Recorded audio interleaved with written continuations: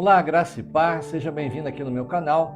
Hoje eu quero começar aqui uma nova série com o tema Orações que Mudaram a História. E hoje, no primeiro episódio, vamos falar sobre a oração de Jabes.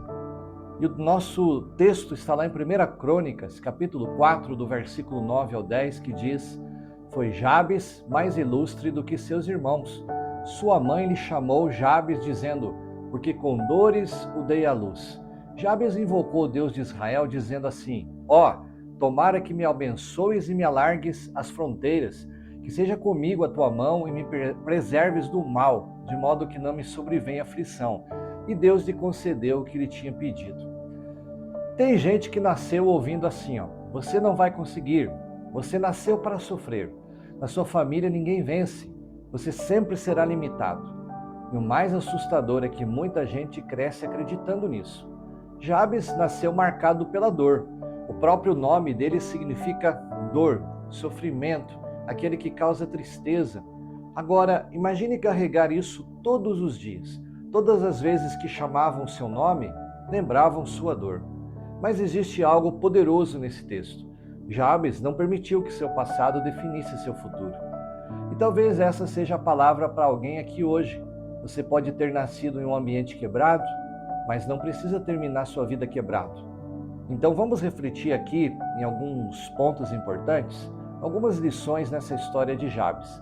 Primeira, Jabes entendeu que sua mudança não viria dos homens. Diz que Jabes invocou o Deus de Israel.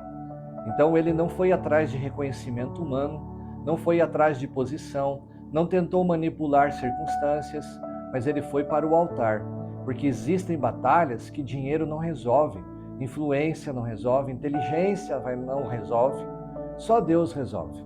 Um exemplo bíblico disso é o Jacó. Jacó lá no Vale de Jaboque, Jacó passou a vida inteira carregando marcas. Foi chamado de enganador, manipulador, fugitivo.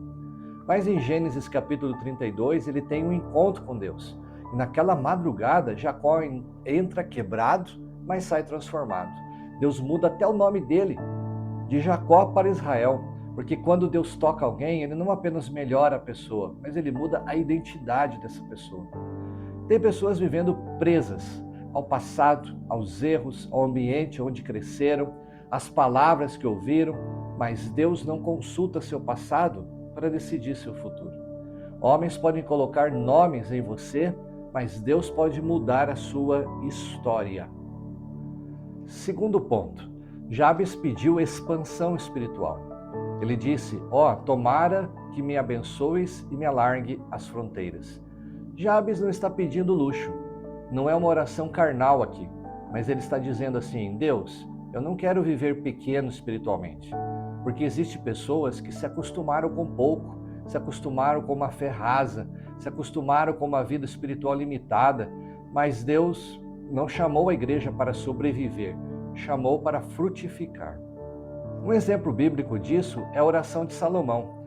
Salomão poderia pedir riqueza, poder, prestígio, mas ele pediu sabedoria.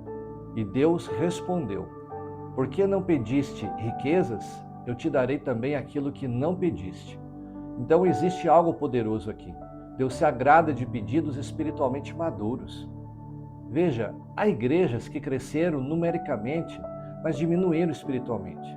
Muito movimento, pouca presença, muito entretenimento, pouco quebrantamento. Veja que a verdadeira expansão, ela começa no altar, na oração, no arrependimento, na fome por Deus. Há um exemplo de avivamento lá no país de Gales, lá em 1904. O avivamento no país de Gales começou com jovens orando.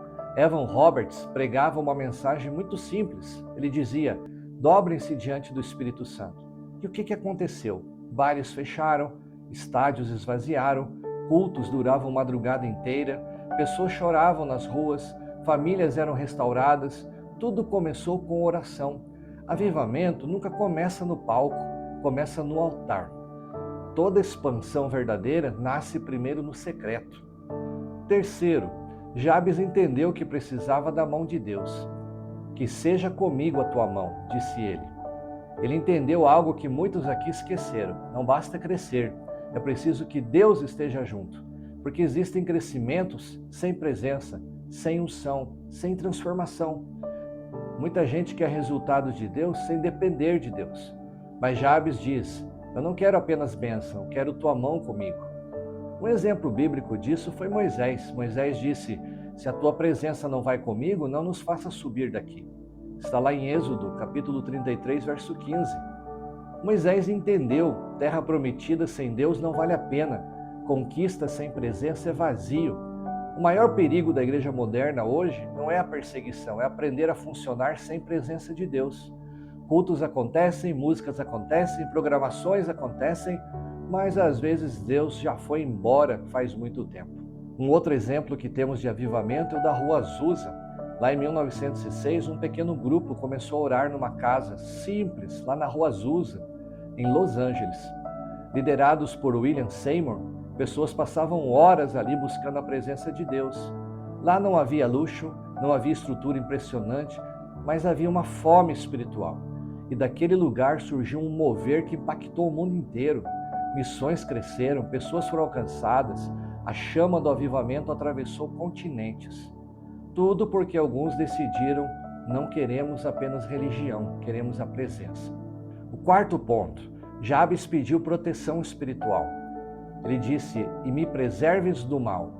Então ele sabia, quanto maior a expansão, maior seria a batalha. Porque toda obra que cresce espiritualmente vai enfrentar oposições. O inimigo não se incomoda com uma igreja fria, mas uma igreja que ora, abala o inferno. Exemplo bíblico disso é Neemias. Neemias estava reconstruindo os muros. Enquanto ele construía, enfrentou zombaria, perseguição, ataques, intimidação, mas permaneceu firme. Porque quem nasceu para cumprir o propósito não pode parar por causa da oposição. Veja só, eu quero concluir aqui a nossa reflexão hoje. Jabes tinha tudo para viver limitado. Ele tinha um nome ruim, tinha um passado difícil, tinha marcas emocionais, só que ele decidiu orar. E uma oração mudou a história. Talvez o problema não seja o ambiente onde você nasceu. Talvez seja que você parou de clamar. Deus ainda muda histórias. Deus ainda quebra limitações. Deus ainda expande territórios espirituais. Mas isso continua acontecendo da mesma forma, através da oração. Se essa mensagem aqui hoje falou com você, compartilhe, envie para alguém e escreva aqui nos comentários assim, essa frase: Senhor, alarga as minhas fronteiras. Porque histórias ainda são transformadas quando alguém decide dobrar os joelhos. Amém?